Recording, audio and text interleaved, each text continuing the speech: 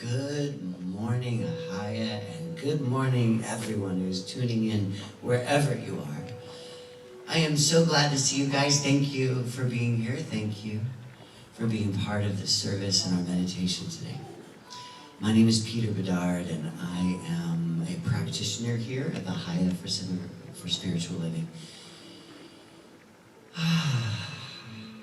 That's a good thing. Let's just take a moment and breathe. Nice deep breaths. I'm going to invite you to close your eyes, to get yourself comfortable any way you like. You can lay down, you can cross your legs, you can do whatever feels right for you. Yeah, go ahead. We're going to jump into our meditation. We have the amazing Chris Glick who's going to be co-meditating with me, right, Chris? Right. Yeah. So just join me in taking a moment and closing your eyes. As we breathe together, we are breathing the oneness of the divine. And in today's theme is the word home. To know home, I'm going to invite you to know home right now. In my understanding of home, it is an internal thing, not an external. There are external experiences that are examples of home. And to know home is to know the stillness within the mind, the body, and the heart. So I invite you now to know home with me.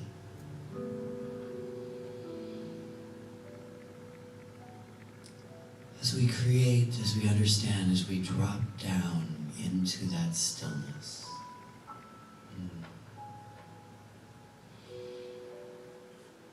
As we breathe together.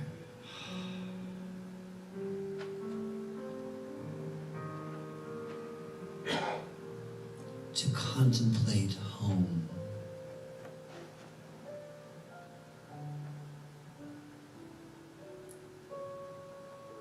To create home is to create that stillness.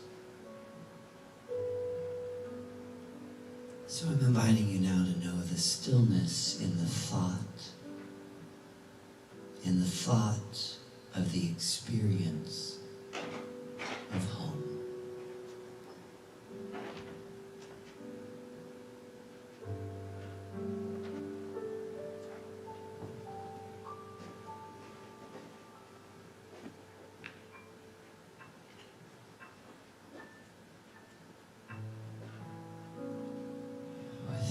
Breath, I go deeper into the stillness.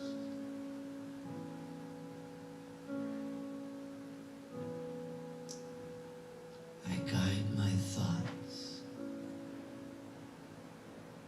into that place of being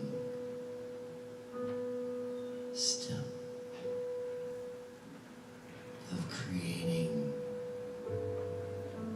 dropping down into home.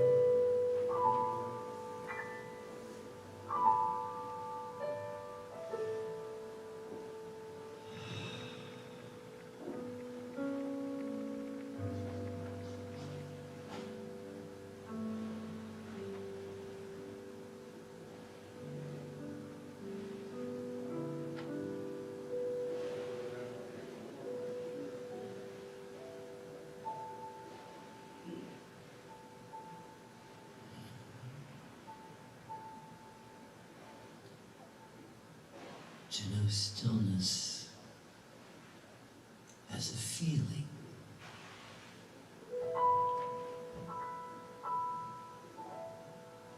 To contemplate that feeling. Maybe that feeling of stillness is ease. Whatever it is for you to know it. Maybe it's soft. Maybe it's the feeling of flow within your body right now. A flow of your breath.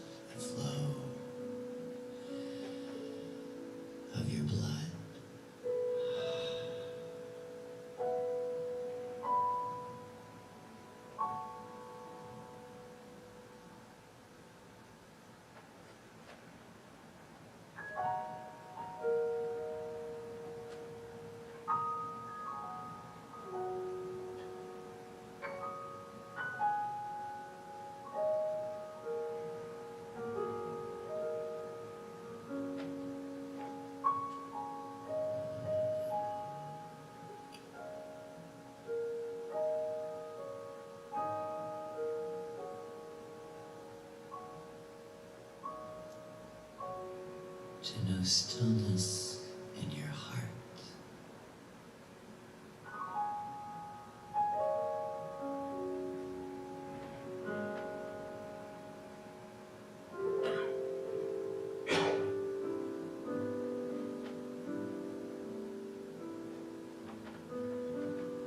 Stillness in my heart looks like a flower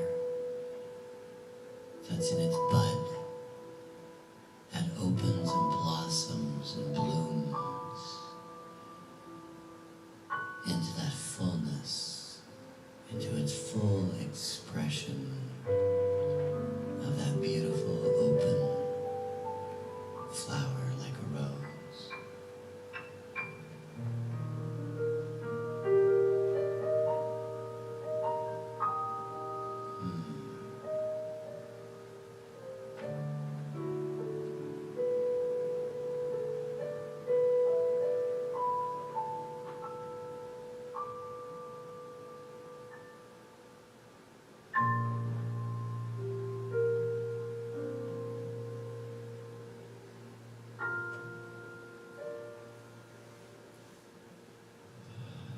To be in our breath is a physical understanding of home.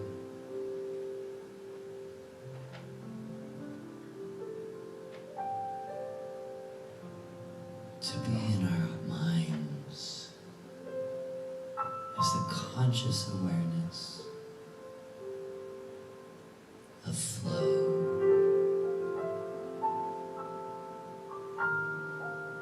To be in our bodies, in our hearts, as that open, expansive,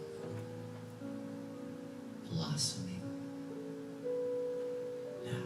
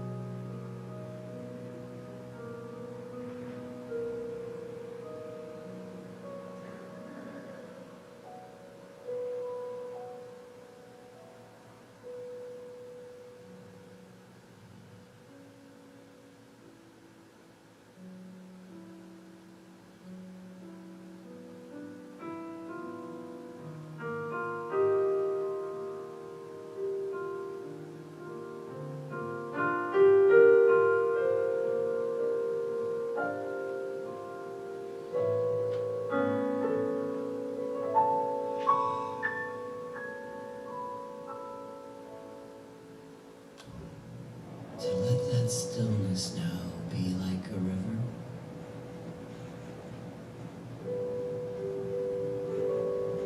Like a river flowing into the sea.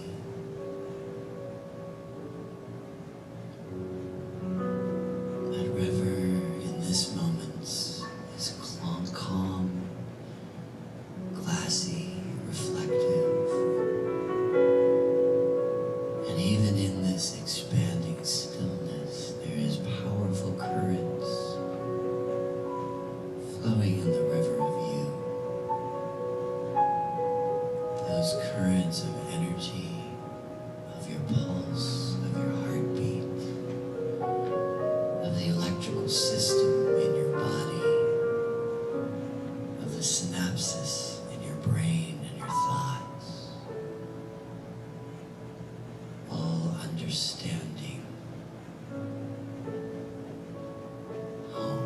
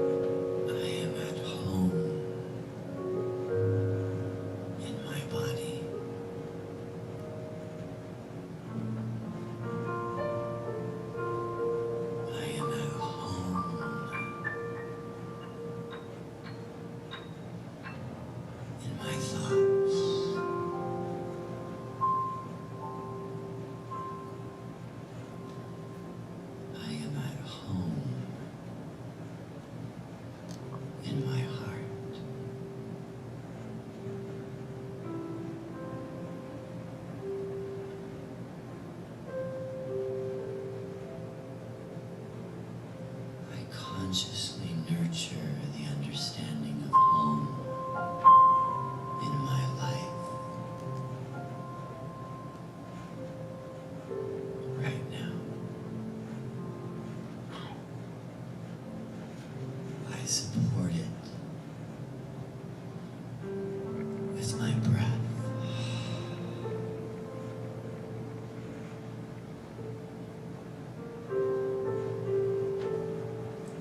Demonstrated in the stillness, in the flow of being.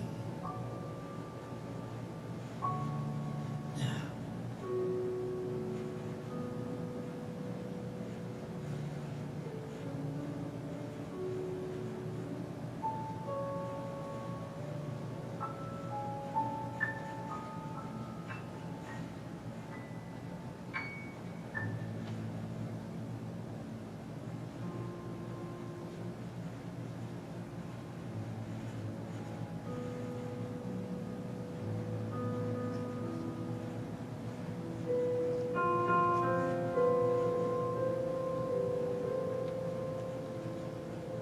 in this place of home, I receive the goodness. I receive the goodness that God is.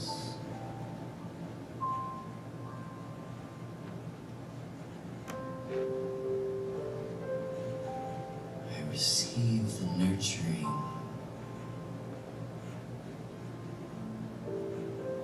of life itself.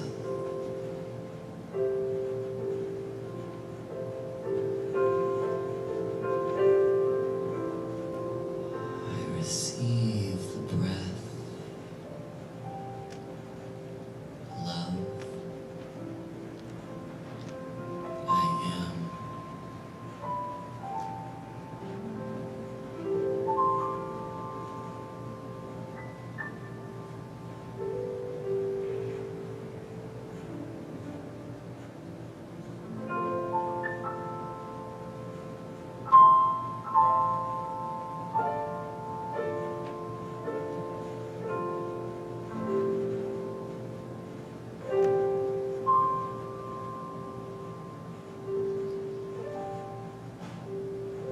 And I'm inviting you to walk this understanding of home,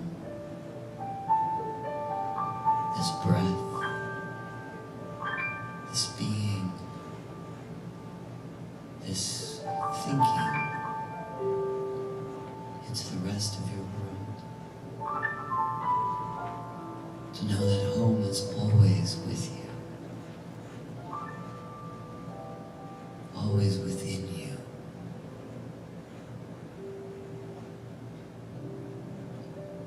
Always available to you.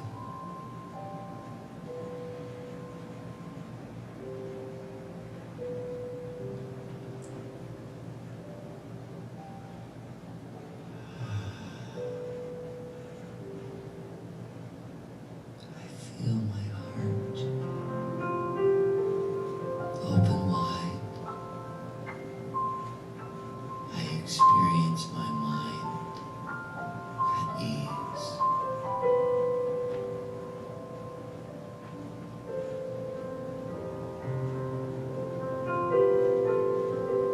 I am at peace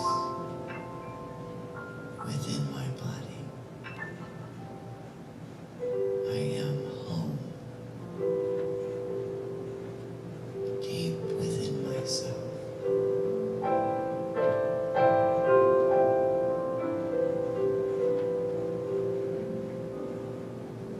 And I invite you to stay in this state if you'd like. To let life and all the sounds, the thoughts, the distractions, to just simply be as we shift now into our service, which will be starting in a few minutes. You're welcome to move around or simply stay as you are. Thank you so much for being part of this journey with me. I'm so blessed, and I know that as I am blessed, so are you. In a few minutes, we'll be starting our service. Thank you, and namaste.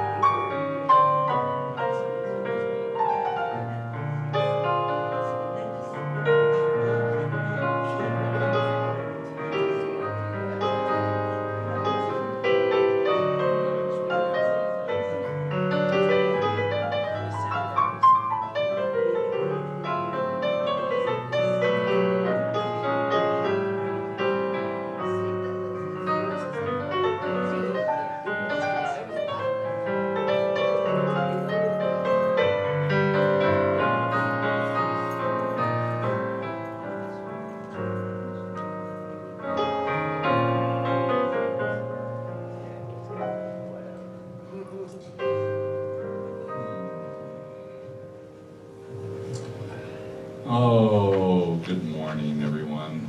Or as Reverend Mike says, God morning to you. And so Reverend Mike is taking a well-deserved Sunday off. He's probably watching us right now, so we can wave to him on the camera here. But, you know, it's a beautiful, beautiful Sunday. The heat is down a little bit, you know, and it just feels kind of fall-like. It's just so beautiful. So let's go ahead and get started with our Sunday celebration. But before we do that, I'd like to just acknowledge a few people that are here that we couldn't do the service without. And I'm going to start off with our beautiful Tina Meeks, who's our guest singer today. Yes. And then for our musicians, we have Chris Glick on the piano, and Leon on the bass, and we have Brian on the drums. And we have all sorts of folks who are supporting us in the service in many different ways. First of all, I'd like to say thank you to our practitioner, Peter Bedard, who's going to be doing our invocation reading and a power talk today. And by the way, he just finished up a beautiful, beautiful meditation. Thank you for that meditation, Peter. And then back in the back, we have Sandra and Myrna that are greeting folks today. And we have Harris that's over there, tickling the keys, making sure the cameras are all online and doing all their thing. And then I'd like to also say thank you to Frederick, who's on our soundboard right now. And so let's go ahead and get going. Myrna, can you turn the air off or down or something? Yeah, it's right behind you. Thank you. And so I'd like to go ahead and get started by just saying to take a nice deep breath in. We'll just do that today. And as we let that breath go, we're going to, it's on the other side, over right next to there we go. Yeah. Just flip it off. That'll do good.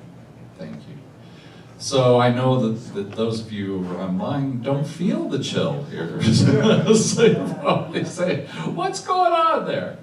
But we're just going to go ahead and get ready for our meditation video. Except for I need to have my phone. Thank you.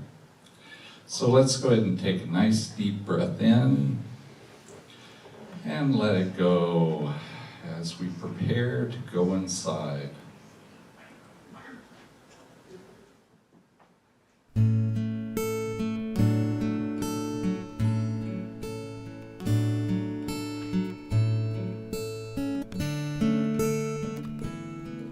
Wherever I am, I'm home.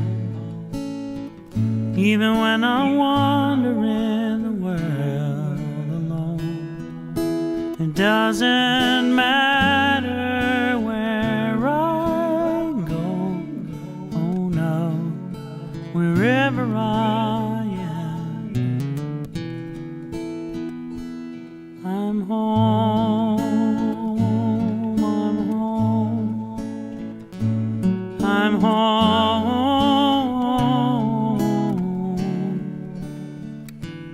I'm home. I'm home. I'm home. Wherever I am, I'm home. Even when I'm wandering, I'm never alone. It doesn't matter where I go, no, wherever I am, I'm home, I'm home, I'm home,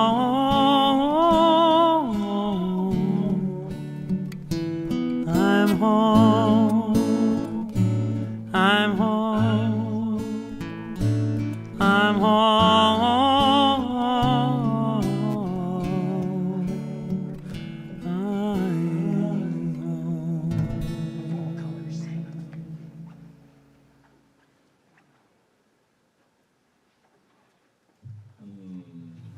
Thank you, Gabriel, for that video. It's lovely to remember that we're always, always home. And so now I'm going to ask Peter to come on up. He's going to do our invocation and reading, and I'm sure when he does the invocation that he'll keep peace in his prayer. And so I'm going to go ahead and light our peace candle here. I love that. Yeah. I built a peace labyrinth just recently. And so I love that we're holding peace in that. Thank you. So I would like to do a reading today, and it is from the Science of Mind magazine. And I was actually looking for a reading that'd be all about home, and then this just spoke to me. So I said, why am I working so hard? So if you haven't had the Science of Mind magazine or don't receive it, I'm really encouraging you to go get it. All right. A quote from Goethe: "A talent is formed in stillness, a character in the world's torrent." Some of the ancients spoke of the karmic law, or what today we call the law of cause and effect, as the results or the fruits of our actions. If we would have these fruits abundant, we must think of the essence as forever passing into form, forever flowing around us, pressing against us, flowing out into everything we do, flowing into health, happiness, and prosperity. If God is in all events, then we should go forth gladly to meet them, not only in the stillness of the evening or the quiet of midnight, but also in the rising tide of human endeavor, when the spiritual sun climbs high, flooding the earth with its effulgence glory, is the presence of God revealed. Prayer and Prosperous, that's from Science of Mind, Science of Mind, page 26 to 27. I think I pronounced that word wrong. Today is the day that Spirit has made.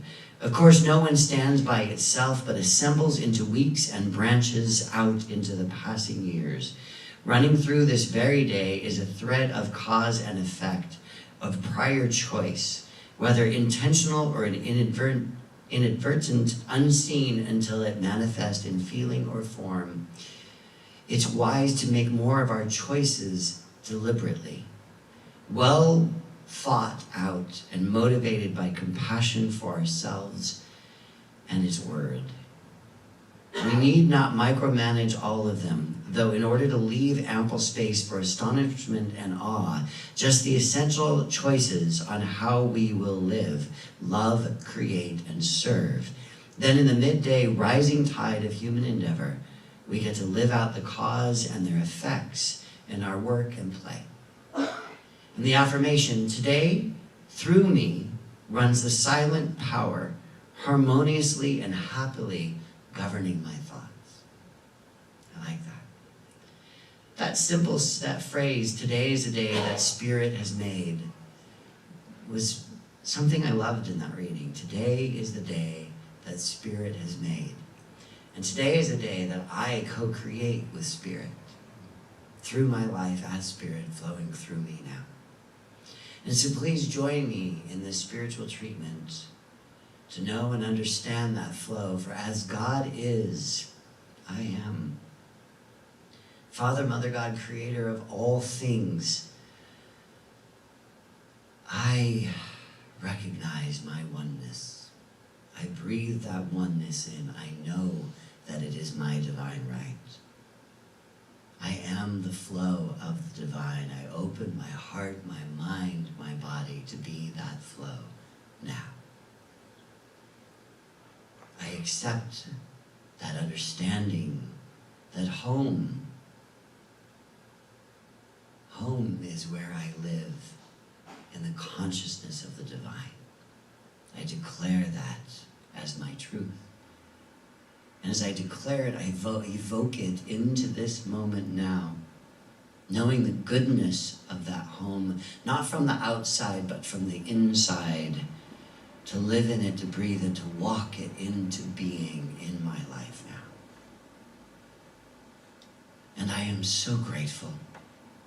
I am so grateful that home is always with me, always within me, as God is always within me now. And I release these words knowing their truth, knowing that goodness, knowing that home in my physical form, in my spirit, in my thoughts. I release them and recognizing that they already are, that home already is. I affirm it in the saying, and so it is. Thank you, Peter. And so now I'm going to ask Tina Meeks, come on up. And while she's coming up, why don't we just have everybody in the audience say hello to the folks around you. Don't have to give any hugs or anything, but a nice wave will be nice. And for those of you online, I'm going to wave to you, and if you're on the Zoom room, you can maybe wave to each other in your little squares. And, you know, it's just so nice to be here in community. You know, last week was such a big week for us. You know, I had my ordination on Saturday, and then there was the concert on Saturday night, and then there was, you know, all sorts of fun. And then Reverend Mike and I were participating in ministers' gatherings. So we just had a lot going on this last week. So it's good to be here with you. And I'm going to turn this over to Tina. Mm-hmm. Thank you, Reverends. Not yet. The mic is coming. We're coming, it's coming. I'm coming up. Yeah, I love that song. There you go. There you go. There we go. It's on now, everybody. Yay! I love you, and I'm going to sing about that very thing. God bless you.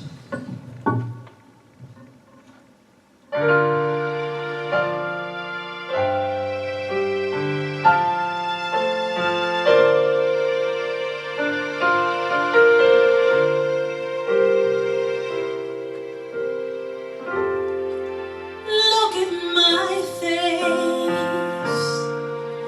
I know the years are showing. And look at my life. Sometimes I don't know where it's going. Don't know much. But I know I love you. And that may be all I need to know.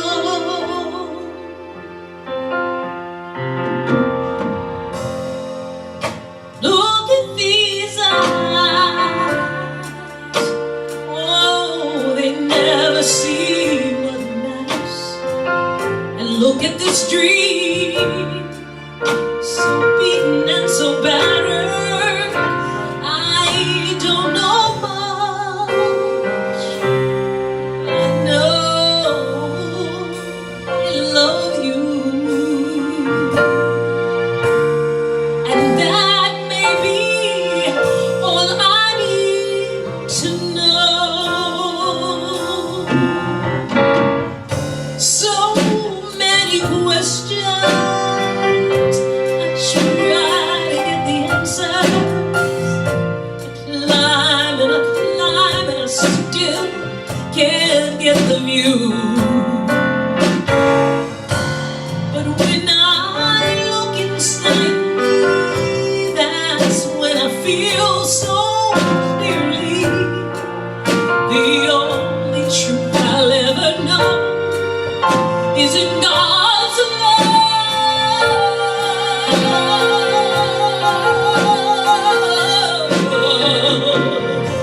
In my heart, I long for inspiration, and in my soul I know love is our salvation.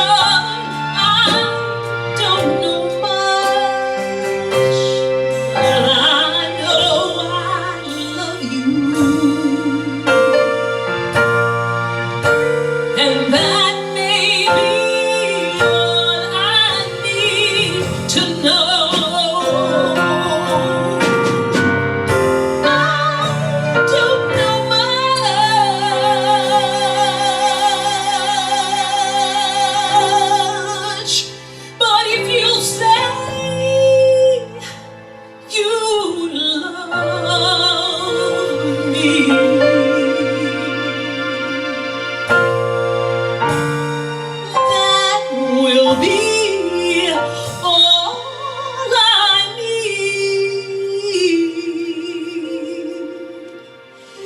You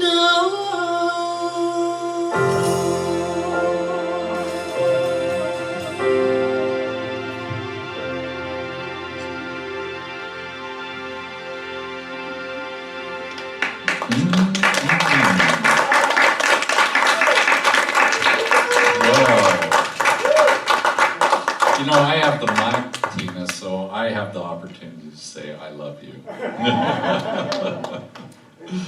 Oh. Such a beautiful day today. And here we are in the beginning of October, and so October means being the first week we get to start a new theme. And so that theme that we're working with for all of October is revealing our holy name, our holy home. And so, you know, when we start a new week, one of the things that Gabriel does is he always creates a new gift for us. So, you know, right now on our screens we have Ganesh wagging his tail, playing.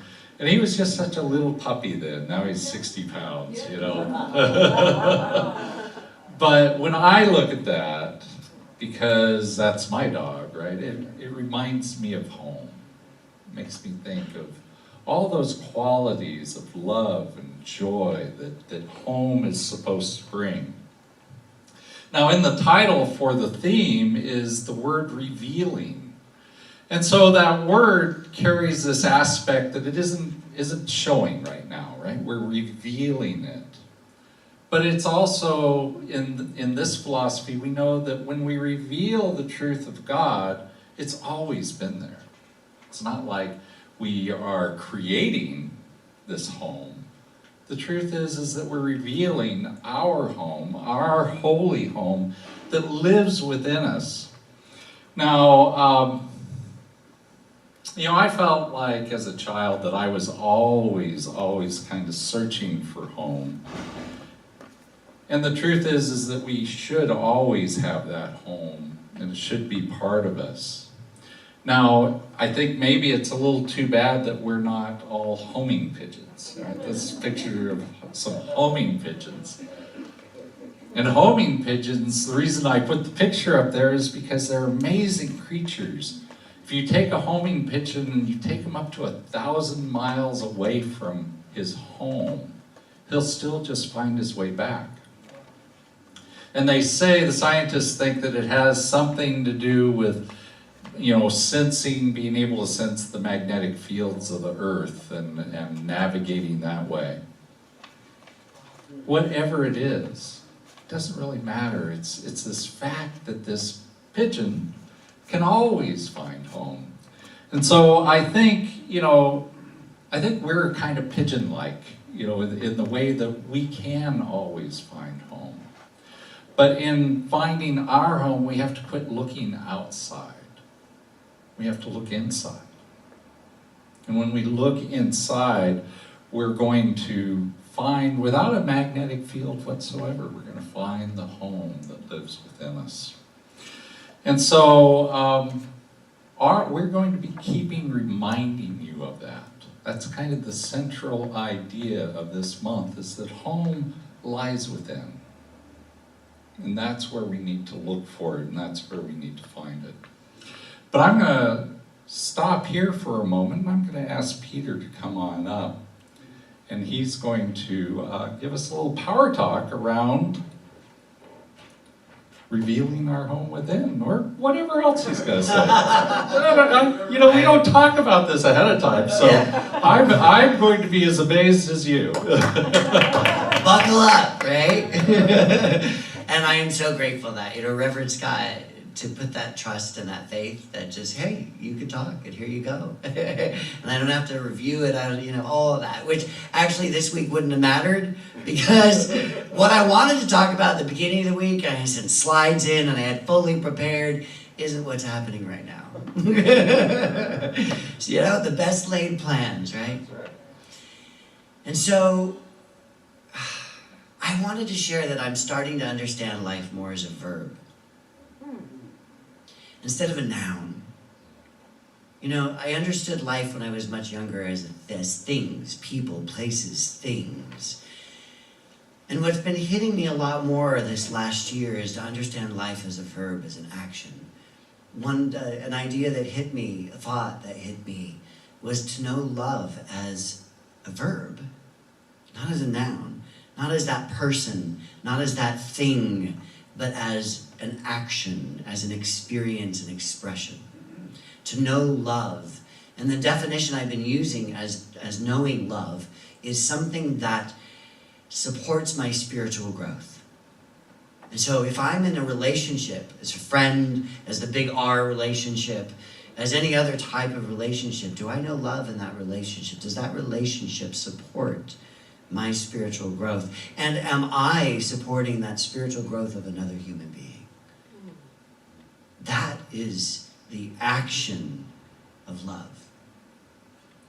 And today, when I was thinking this morning as I was getting dressed, how am I engaging in the action of home? How am I carrying home with me? Not as the place I live, not as the things I surround myself with, not as that apple pie or the cookies, that type of thing of home, right? But what is the actual experience? And so when I went into my closet, I was like, well, how am I going to dress in home? How am I going to carry home with me in the way I move and the way I wear?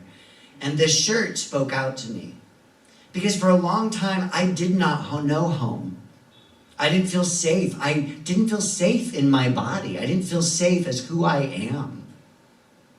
And I actually understood the depth of that just recently. I was going through some things and talking it out with a friend of mine, and he said to me, you don't feel safe, do you? And I had to stop for a moment, because my regular brain would be, of course I feel safe. I'm good, all's well, everything's fine.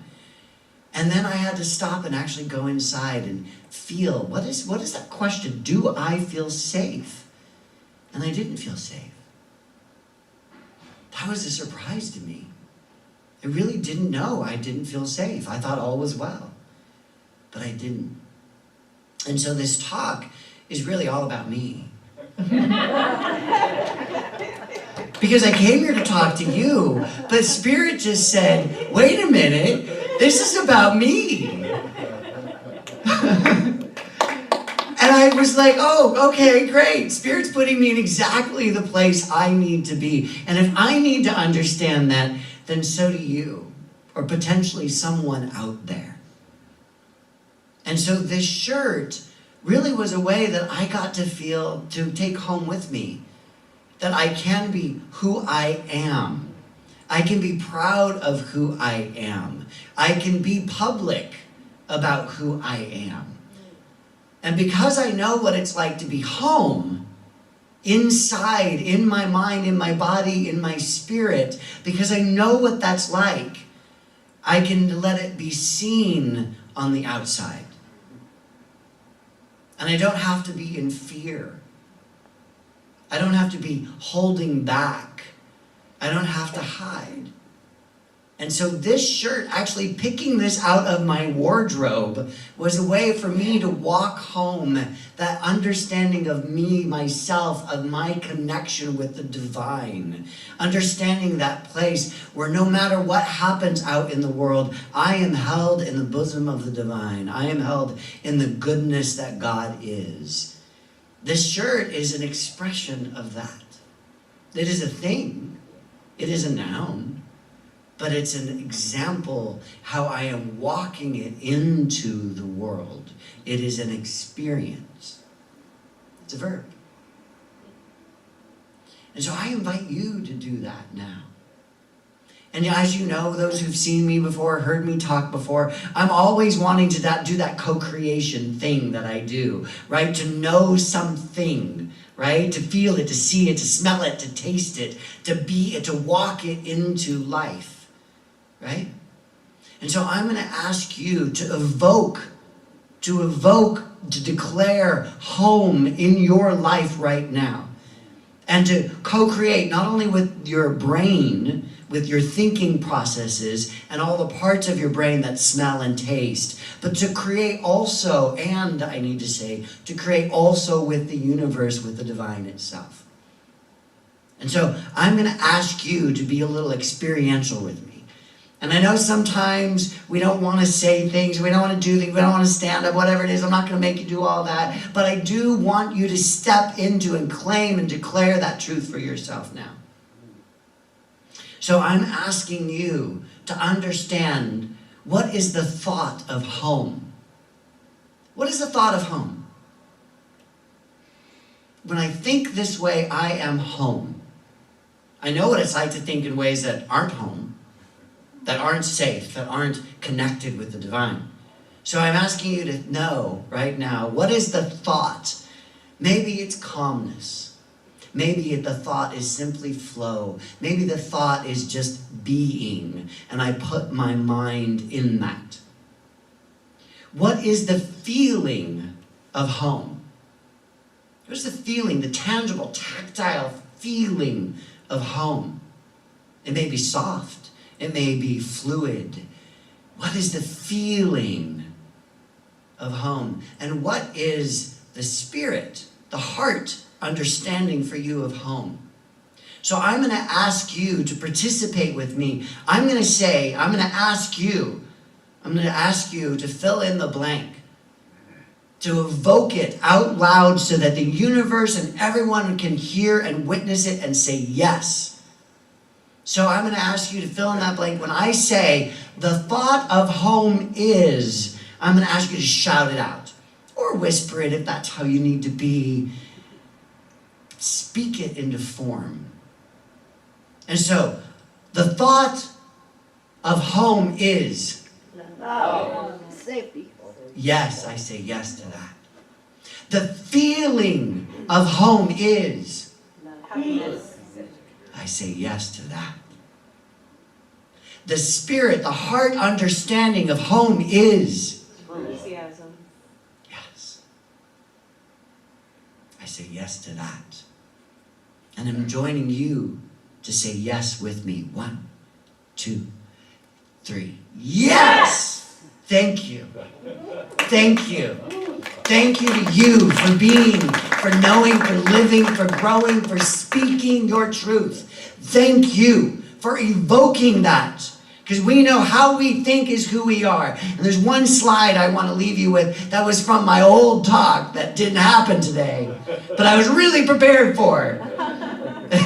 And the one slide is that the thought, I think it's the second slide. Let me see what it says.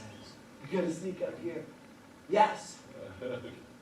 We must know the world we cannot see. That's what you just did. We must know the world you cannot see if we're going to create the life we want to be. Does that make sense? Yes. Can you feel that? Yeah. Do you know it? Yeah. Yes! Yes. So I'm inviting you today to know, to see the world that you cannot see, to feel it, to know it, to smell it, to taste it, and to call it forward, to evoke it into being. Because who you are is worth it. Who you are is an expression of the divine. Who you are is important, and who you are matters. And I love you, and I'm so blessed to be here. Thank you.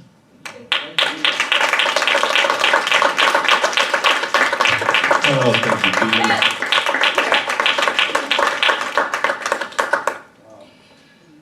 You know, one of the things I love about Ahiah is that it doesn't matter what shape you are, what size you are, what age you are, what sexual orientation you are, whatever you are, whoever you are, however you have shown here. We love you and we accept you just the way you are. Yes.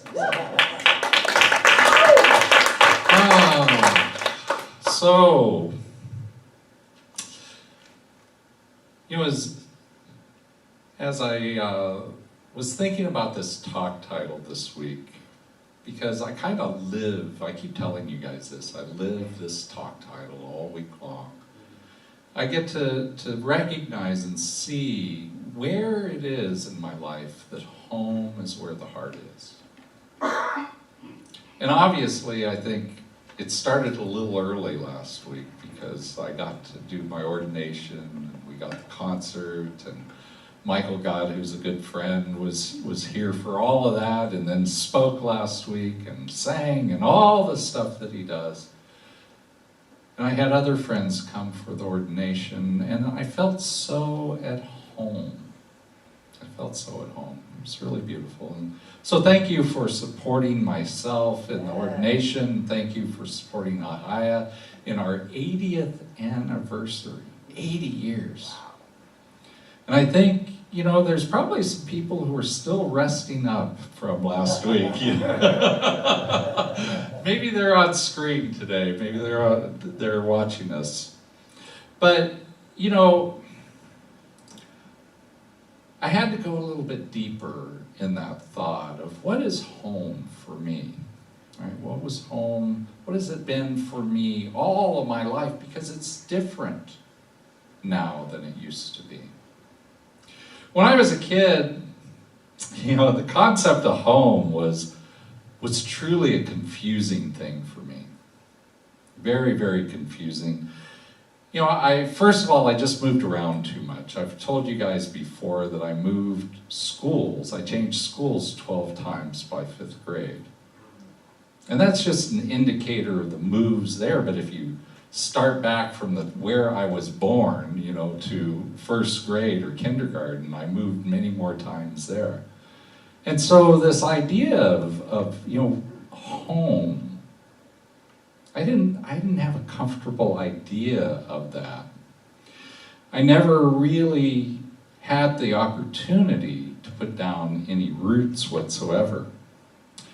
And even when I looked up this week, I looked up the definition of home, and it says, basically in the dictionary, it says, it's the place where you and your family live. And that was even strange for me. You know, because, you know, my parents were effectively divorced when I was 6.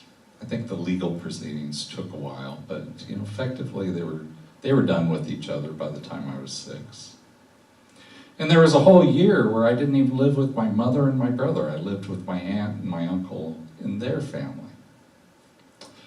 And then there were times when my mother was not at the house as I was growing up for extended stretches.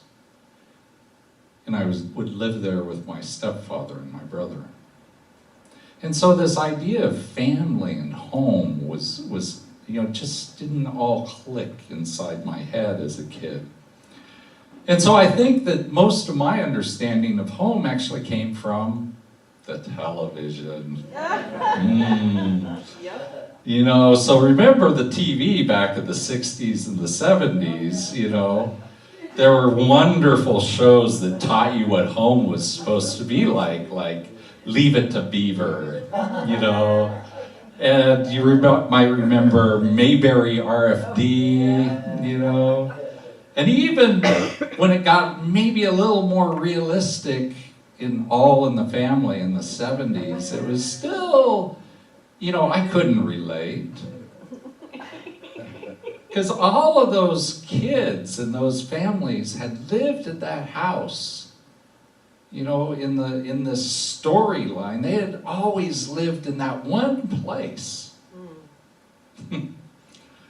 And so you remember the kids. We had Beaver, and we had Opie, and we had Gloria. And even when we got to the Brady Bunch in the 70s, right, half the kids got to live in their house the entire time.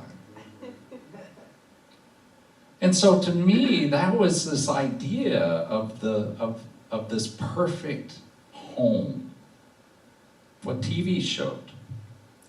Well, TV's gotten a little more realistic today, right? Maybe overly realistic in some ways. But I always felt like there was something missing. And so as I became an adult, I actually moved out of the family home, quote unquote, when I was 17. My mother moved to Texas and I was left alone by myself, and I was happy. That was like, oh my God, freedom to me. I have always equated that last year of high school with freedom, you know?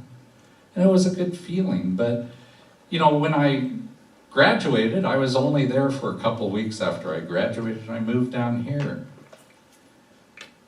My first home here was this 8 by 30 foot trailer. It was in it was in Hawthorne on Inglewood Avenue. And it had pink and white stripes on the outside, and the interior had powder blue carpets. And that was my home. But, you know, I started school after I had been here for a year. I started college, and that was a long process for me because I was paying for college myself. And so I didn't graduate until I was 27. And those first few years of being in college, you know, I was always money strapped, so I was moving around a lot.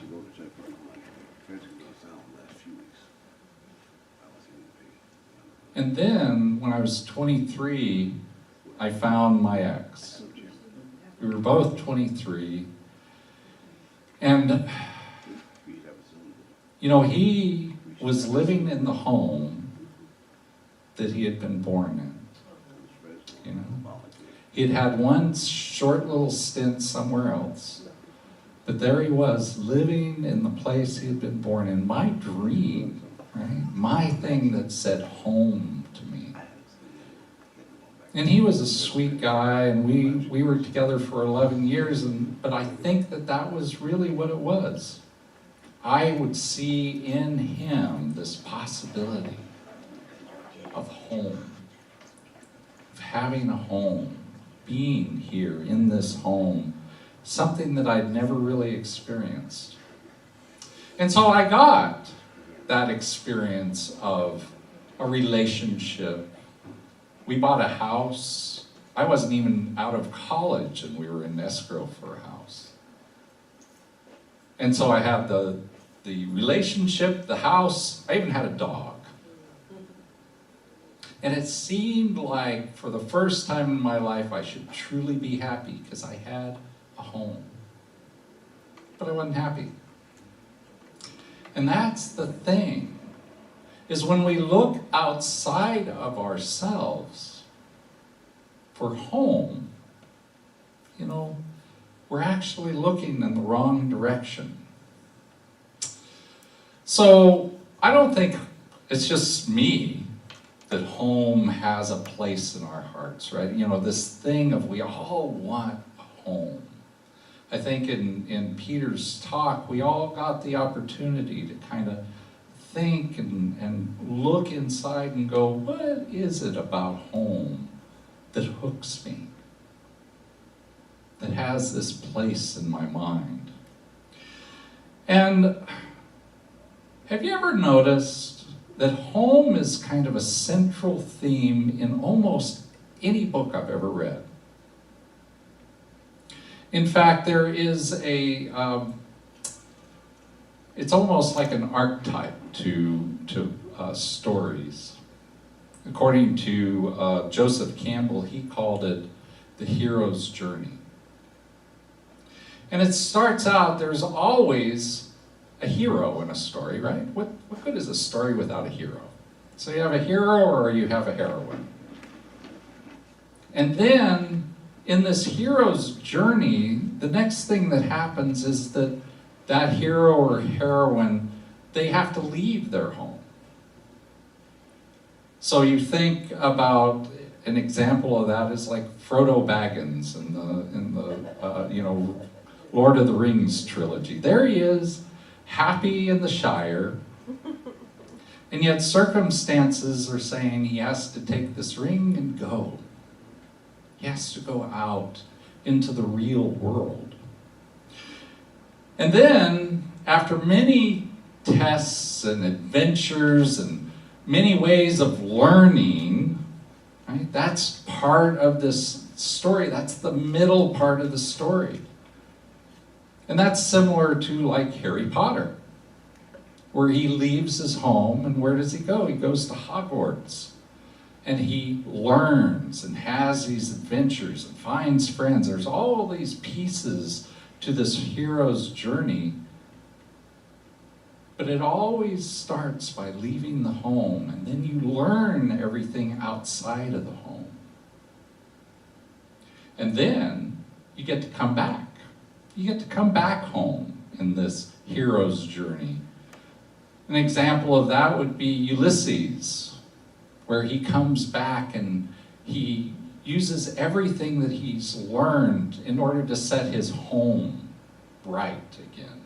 Right? As he left, his wife was left there to tend the home, and all these people were conniving at home. And so he got to come home and set it all right. And so this hero's journey, as Joseph Campbell called it, he called it that in a book called A Hero of 1,000 Faces, because there's all these stories that have this exact same arc. And he says in that book, he has a quote. He says, "We must be willing to let go of the life we planned so as to have the life that is waiting for us." Isn't that really similar to the Ernest Holmes quote that Peter mentioned, right? We have to let go of what we think,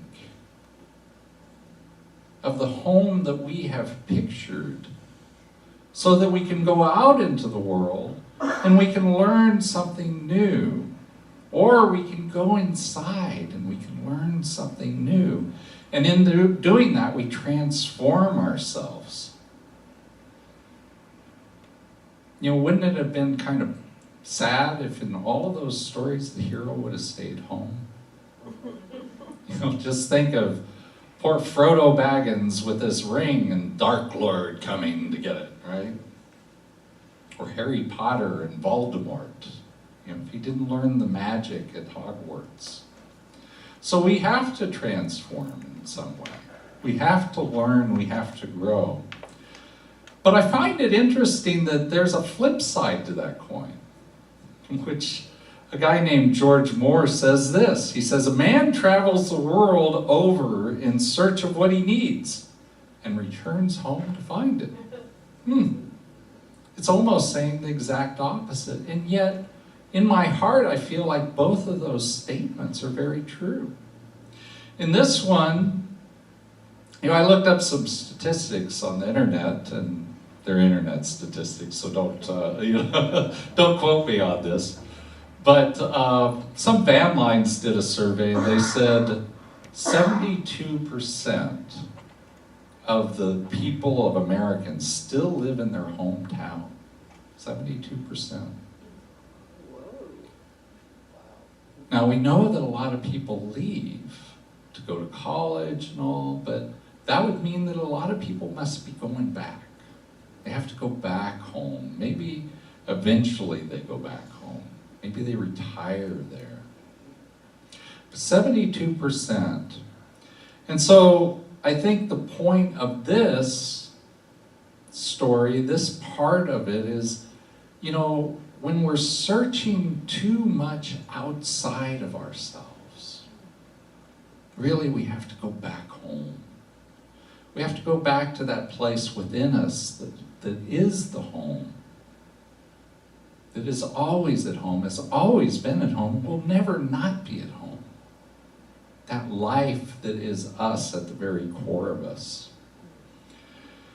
And so I think that kind of leads us to a spiritual truth, and I think it was said best by Dorothy in The Wizard of Oz, right?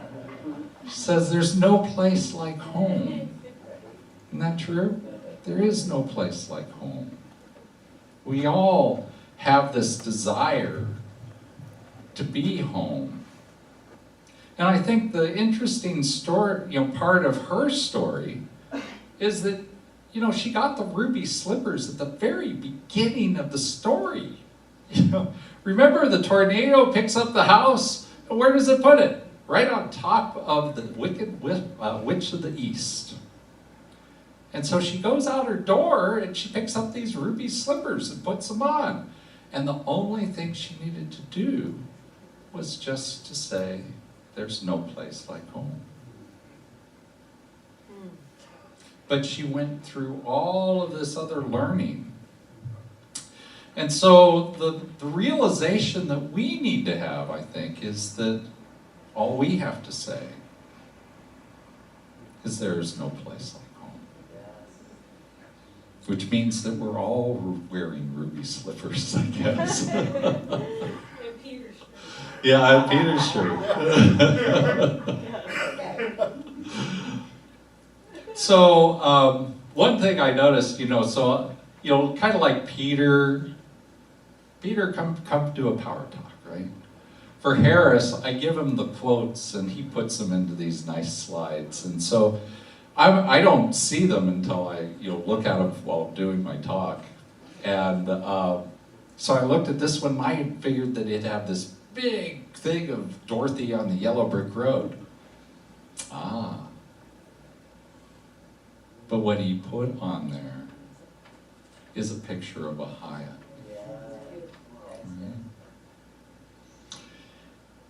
Wow, he's so clever. Thank you, Harris.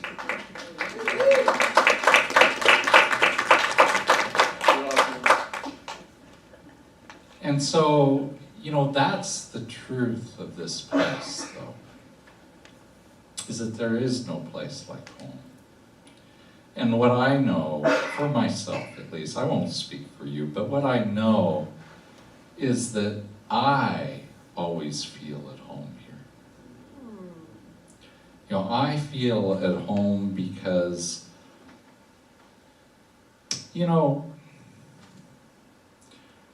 when I first walked in here, I told this story last week for the ordination. When I first walked in here and I got to that brown gate, I had to stop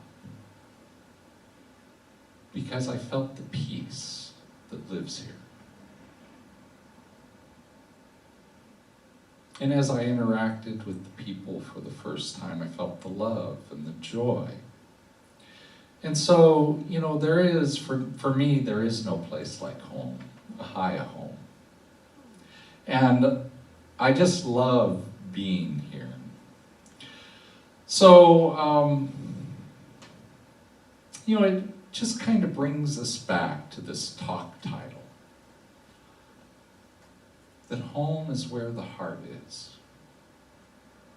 And so wherever we hang our heart, wherever we know that our heart is safe, wherever we feel the love that Spirit is, wherever we can be and we know that the people around us are in community with us, that they're loving, they're accepting, they're joyful.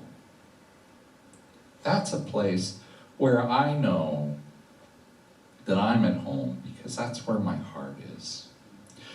And so I know that basically we can never be lost because all we have to do is look inside.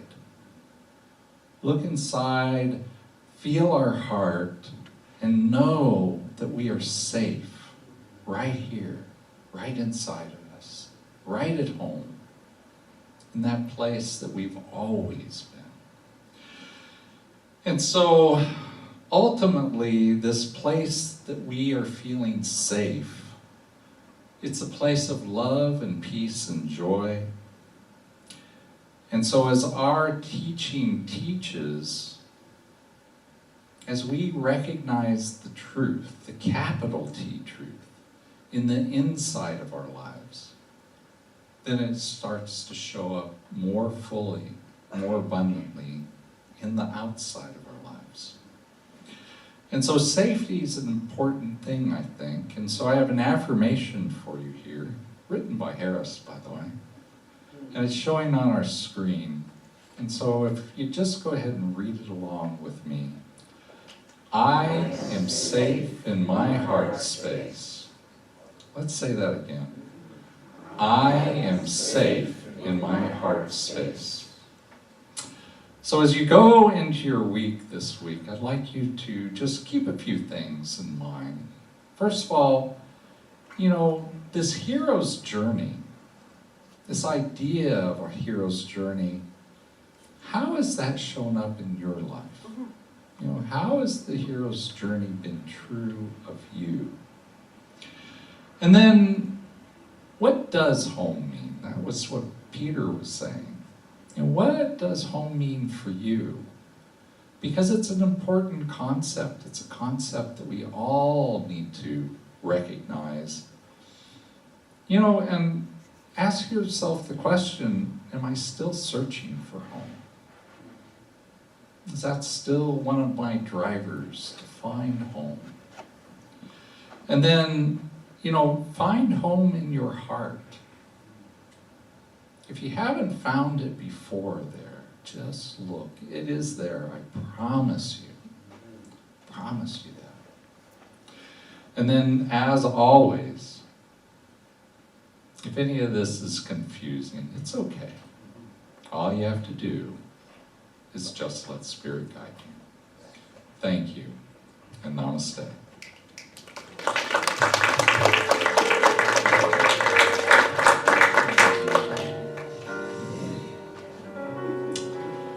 And so, I just invite you to go inside with me. Go into that heart space. Go into that space inside of you that knows that it knows that it knows. That space inside you that has always been home. That is always at rest. Always at peace, always safe. Always knowing love and joy and prosperity. Because it's that place inside of us that knows Spirit, knows it to be the truth of us, knows it to be all that we are and all that we see and all that we feel and touch, all that has ever been or ever will be. And as that's the truth of God, that love and that peace and that joy that God is, it's the truth of each and every one of us, this life that is present through us and as us. I'm so happy, so joyful, so delighted to know that is the truth of me and it's the truth of you also, that this life that is present through us and as us is moving and having its way with us in love and peace and in joy. And so it's from that place of knowingness that I speak my word as the truth of each and every one of us, knowing that we are at home right here, right now. We are safe in this thing called home. Inside of us, nothing can disturb us there. I know absolutely that the life and the power and the presence that Spirit is moving through us as love and as peace and as joy. And so it creates into our life in exactly the way that we need in order to experience, in order to learn, in order to grow, in order to manifest into our beingness all that we need, all that we desire, all that is the perfect right essence for us. And for knowing these truths, I just give thanks in that knowingness. I give thanks for knowing that Spirit is us and as us and through us. That joy and that love that God is permeates us. And I release this prayer to the law, knowing that it's already fulfilled in the mind that God is. And I say life and God are good and very good. And together we say, and so it is. Amen and amen. And so now's the time for conscious contributions.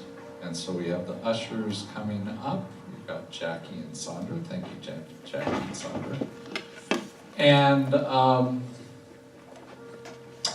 And so I know that for those of you who are here, there are offering envelopes in the pews. You can go ahead and put your offering in there and then put it in the basket. I know that many people, especially those of you online, have already given through one of our ways. Maybe you have a recurring gift that's coming to Ahiah. But however you're doing that, we have 3 different ways of doing it, which is, first of all, to give through ahiah.com/donate. Second is to text the word give to 616-229-2225. Or last of all, you can always mail a check in to here at 150 North El Molino Avenue, Pasadena, California, 91101. However you do that, let's just go ahead and take that virtual gift to our hearts.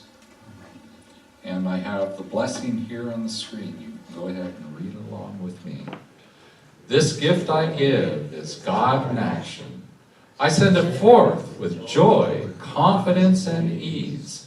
I am blessed by the law of giving and receiving as I now share my gift with life. Pressed down, shaken together, and running over. And so it is. Amen and amen. And so now I'd like to ask Tina to come on up. She's going to do another song for us.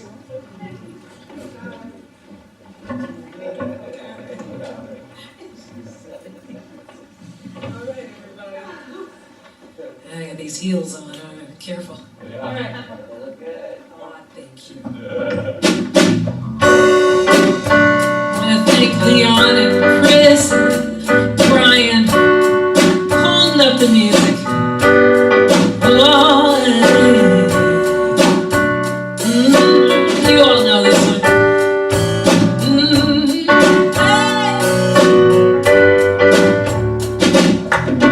People get ready, there's a train coming.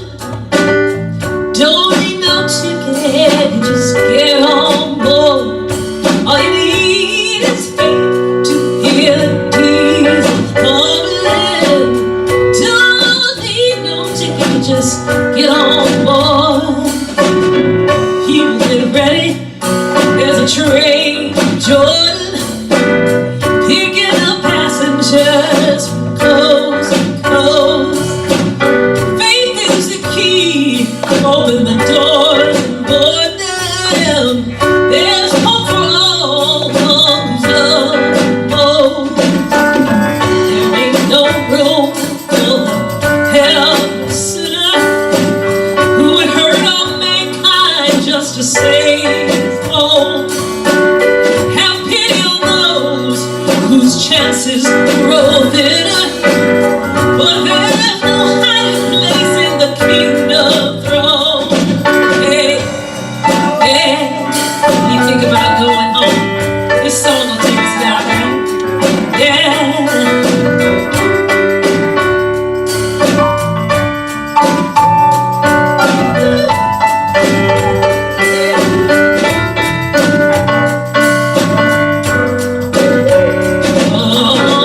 People get ready, there's a train coming. Don't need no baggage, just get on board. All you need is faith to hear the diesel coming. Don't need no ticket, just get on board. Oh, I release and I let go.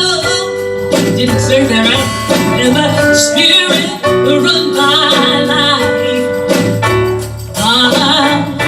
I have faith in all that was in me. Don't need no ticket, you just get on board.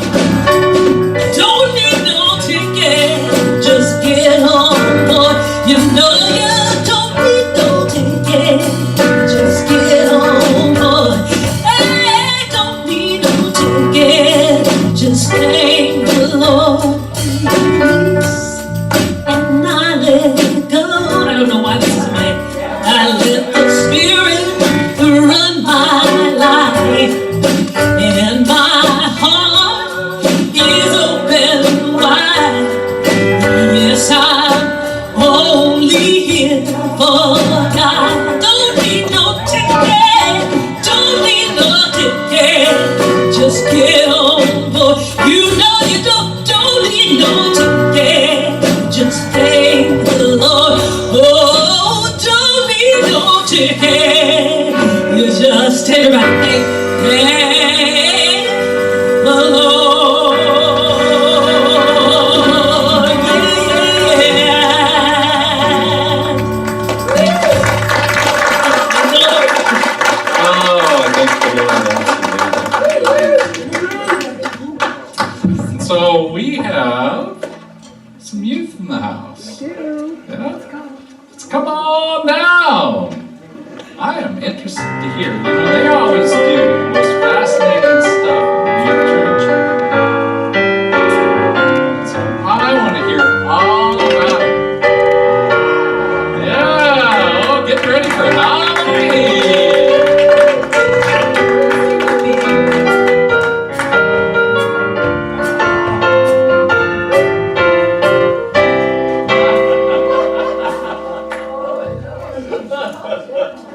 Good morning.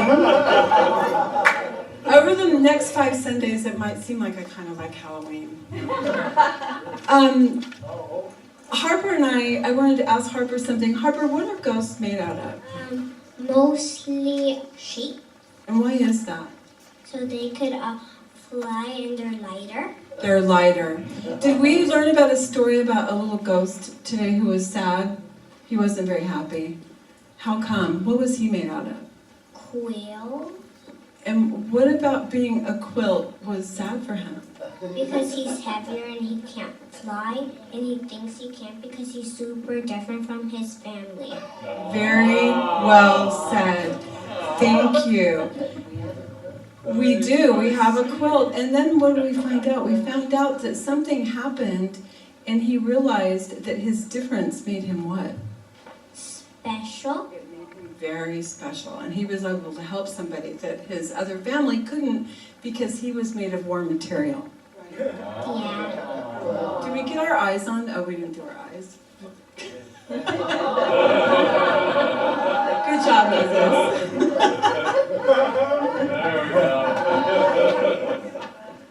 So that's what we learned, that there's all different kinds of ghosts, that we're all unique. And after he learned that, Harper, how was he able to fly after, and what did his family think about him?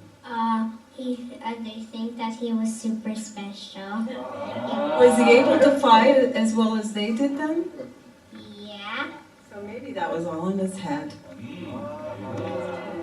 Thank you, ghosts.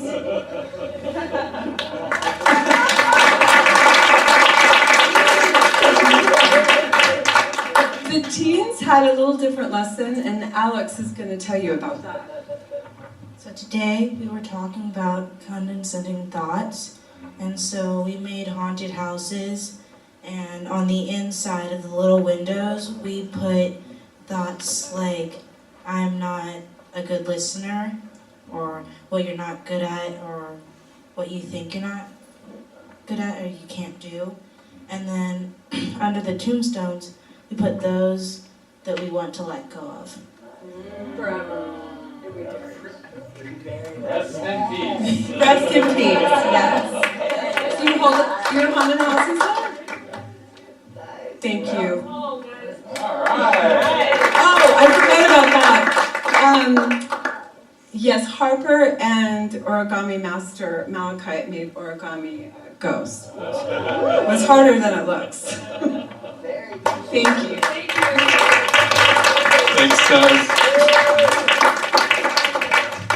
I think I'm gonna go have to make that thing the teens did at my house to, remind me of letting go of a few things.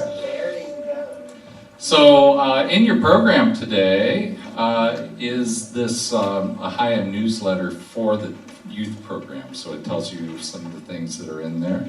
It's in the, it was also sent out with our regular newsletter this week. And so if you're not getting the regular newsletter, you can go to ahiah.com/subscribe to get that newsletter, and it'll have all the good stuff that we're doing. Plus I write something every week in there that I hope inspires you. And then next week, so last week we had a big thing, this week we're resting a little bit, but next week we're back to having another big thing. We have Friends and Family Day next week. And Did the ushers give you out a little business card thing? No? Harris, can you find those? They were back there somewhere, and maybe we can give those out to everybody.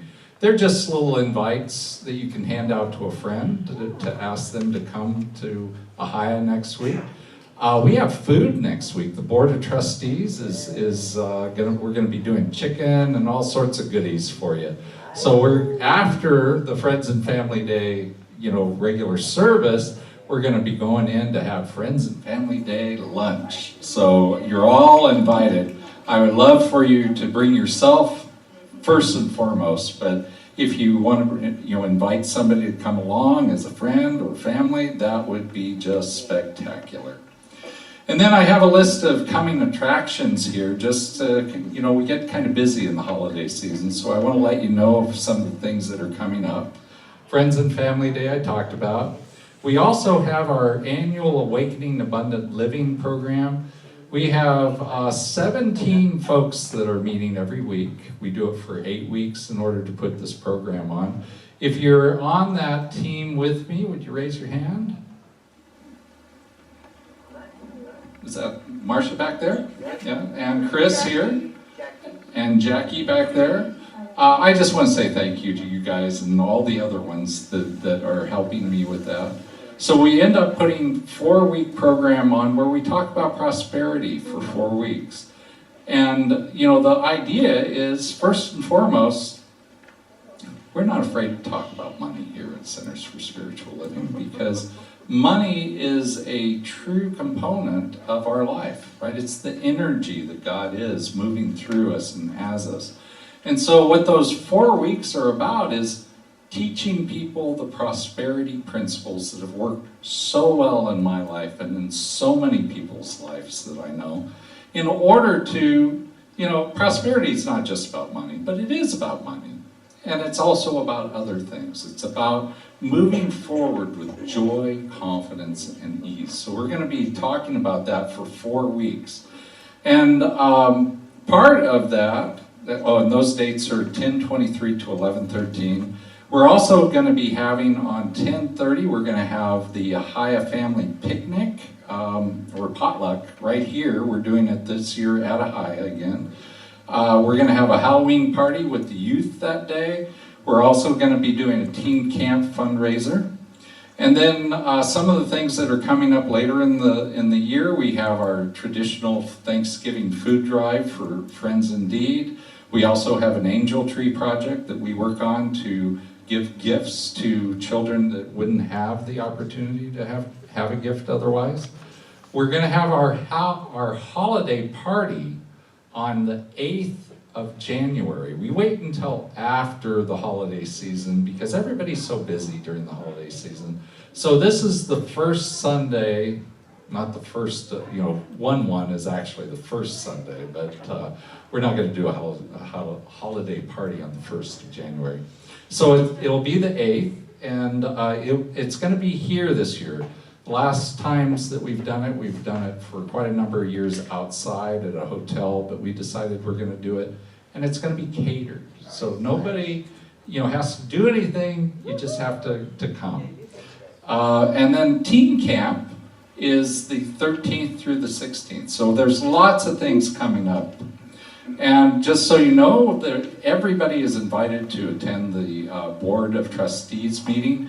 It's the 3rd Wednesday of each month, so this month it's October 19th, and that's at 4 o'clock in the afternoon.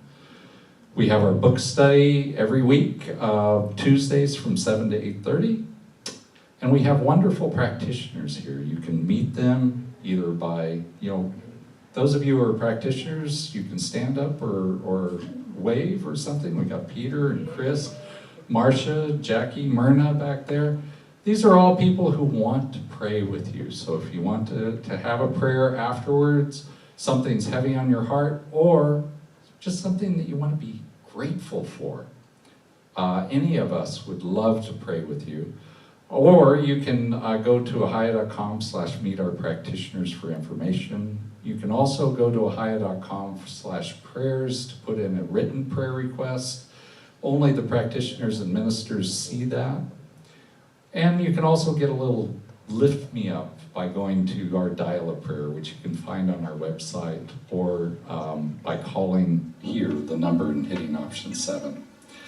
So all of that, just to tell you, there's so many things to do at Ahiah. Would love to see you at whatever works for you. So let's go ahead and say our benediction. It's showing on our screen. Read along with me. Something wonderful is happening through me right now. It is this thing called life. Life is in my mind. Life is in my body. Life is in all of my affairs. I accept it. I am it. And I share it. Just the way it appears and just the way it appears now. Thank you, life. Amen and amen. It's so good to have you here. For those of you who are here today, for those of you online, I will see you in just a few minutes. I'll be going online to our Zoom room, so I would love to see you there. Otherwise, I'll be running around in the fellowship hall too, so I'd love to chat with everybody that's here too. So however that is, I love being here with you. I love chatting with you, and I love you guys. So I'll see you next week too. Thank you, and namaste. Namaste.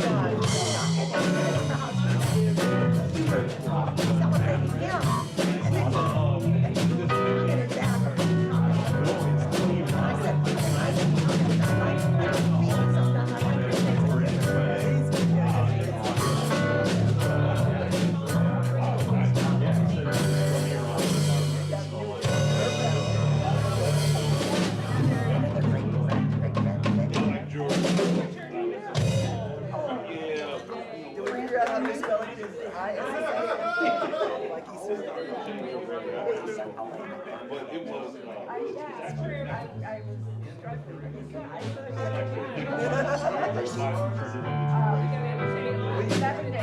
brand new? Yes, brand new. Everything's good? It's all connected, yeah. It was